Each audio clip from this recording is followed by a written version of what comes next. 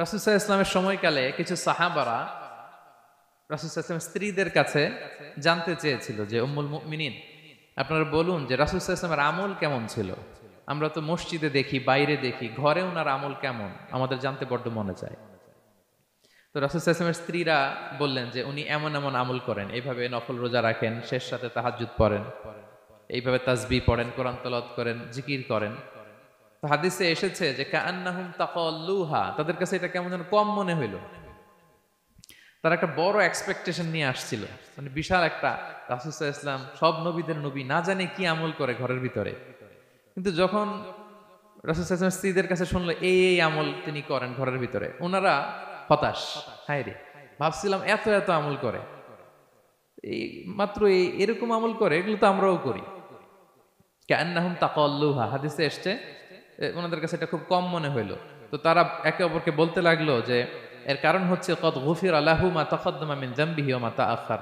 আল্লাহ তাআলা তো রাসূল সাল্লাল্লাহু আলাইহি ওয়াসাল্লামের আগের পরের সব গুনাহ মাফ করে দিয়েছে। ওনার তো আদতে কোনো গুনাহই নাই, কিন্তু আল্লাহ তাআলার ঘোষণা হচ্ছে নবী হে, আপনার আগের পরের সব গুনাহ আমি মাফ করে দিলাম। তো সাহাবারা বলতেছেন এর কারণ হচ্ছে ওনার কোনো গুনাহই নাই, সব মাফ, এজন্য ওনার কম করলেও হয়, আমাদের তো এত কম করলে চলবে না। কথা বুঝতে পেরেছেন? তো ওনারা ভাবলো যে না, আমাদের তো আমল বাড়াইতে হবে। তো কি করতে হবে? একজন বলল আমি সারা রাত নামাজ পড়বো, আমি আর ঘুমাবো না। এখন থেকে সারা রাত কি করব? নামাজ পড়বো, আমি আর ঘুমাবো না। আরেকজন বলল তাহলে আমি সারা বছর রোজা রাখবো, রোজা ভাঙবো না, সারা বছর টানা রোজা, যেহেতু বেশি বেশি করতে হবে। আরেকজন বলল আমি স্ত্রীদের সাথে আর মেলামেশা করবো না, আমার স্ত্রীদের সাথে আমি আমার মতো বৈরাগ্য জীবনযাপন করব। তো এই কথা যখন রাসূল সাল্লাল্লাহু আলাইহি ওয়াসাল্লাম শুনলেন, রাসূল সাল্লাল্লাহু আলাইহি ওয়াসাল্লাম ওনাদেরকে ডেকে পাঠালেন। ডেকে বললেন আনতুমুল্লাযীনা কুলতুম কাযা ওয়া কাযা, তোমরা কি এমনটা এমনটা বলছো? তারা ভয়ে বলতেছে ইয়া রাসূলুল্লাহ, জি আমরা তো এরকম করে ফেলছি, বলে ফেলছি। তখন রাসূল সাল্লাল্লাহু আলাইহি ওয়াসাল্লাম বললেন ওয়াল্লাহি ইন্নী লা আখশাকুম লিল্লাহি ওয়া আতকাকুম লাহু, আল্লাহর শপথ করে বলছি আমি তোমাদের মধ্য থেকে আল্লাহকে সবচেয়ে বেশি ভয় পাই। আমি সবচেয়ে বড় মুত্তাকি, আমার চেয়ে বেশি কেউ আল্লাহকে ভয় পেতে পারে না। তা আমি সবচেয়ে বড় মুত্তাকি, আমি সবচেয়ে বেশি আল্লাহর প্রিয় ভাজন, আমি আল্লাহর সবচেয়ে বেশি ভয় পাই। এরপরেও আমি রাতে ঘুমাই, আবার নামাজও পড়ি। সোম বৃহস্পতিবারে রোজা রাখি, বাকি দিনগুলোতে আমি খাই। আমার তো 11 জন স্ত্রী, আমি সবার সাথে মেলামেশা করি। কই স্ত্রী মেলামেশায়, রোজা রাখা না রাখায়, রাতে ঘুম এবং তাহাজ্জুদ, এই যে ব্যালেন্স করে যে আমি জীবন পরিচালনা করি, এতে আমার মুত্তাকি হইতে তো কোনো সমস্যা হয় নাই।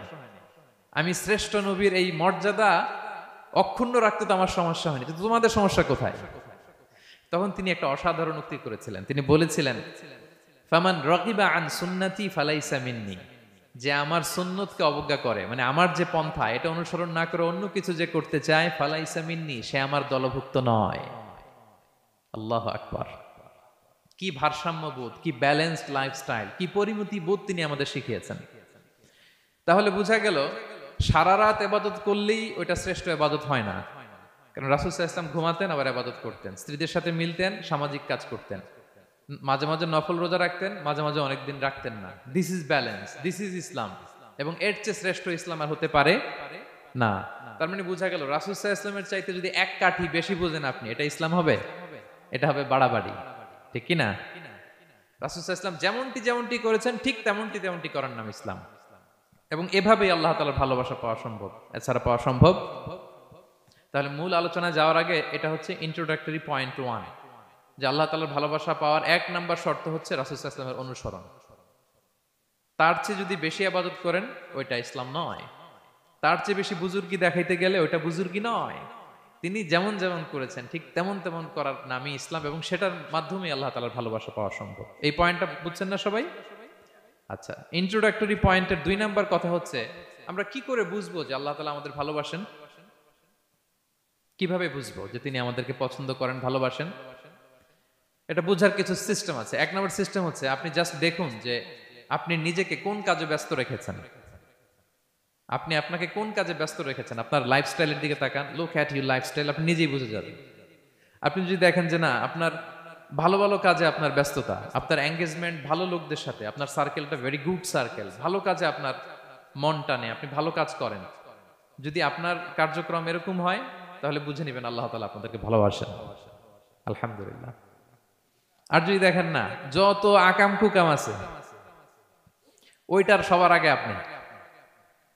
যেই কাজে আল্লাহর ক্রোধ আসে,